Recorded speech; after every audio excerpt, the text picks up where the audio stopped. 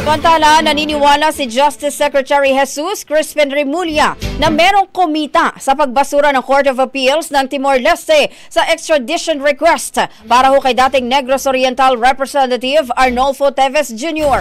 Ayon kay Remulla, pineperahan umano ng mga abogado ng Timor-Leste ang kaso ng dating mambabatas. Ito ay dahil wala raw basihan ang kanilang naging desisyon kaya halata umanong may kumikita rito. Bumalag naman dyan ang kampo ng dating mambabatas. Sinabi ni Attorney Ferdinand Topacio na fake news si Remulla at hinamon niyang patunayan nito ang kanyang mga akusasyon at pangalanan kung sino ang mga naglagay, nakatanggap at kung magkano ang sinasabing bayaran. Samantala, iaapela naman ng DOJ ang desisyon ng Timor-Leste Court of Appeals na nagbabasura sa kahilingan ng Pilipinas na mapabalik sa bansa si Teves.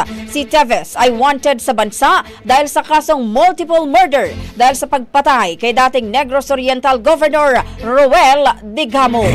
Ang bahaging ito ay hatid sa atin ng Yummy-Vit ES3 Syrup. Simulang tuparin ang pangarap ng iyong anak. And stunting now!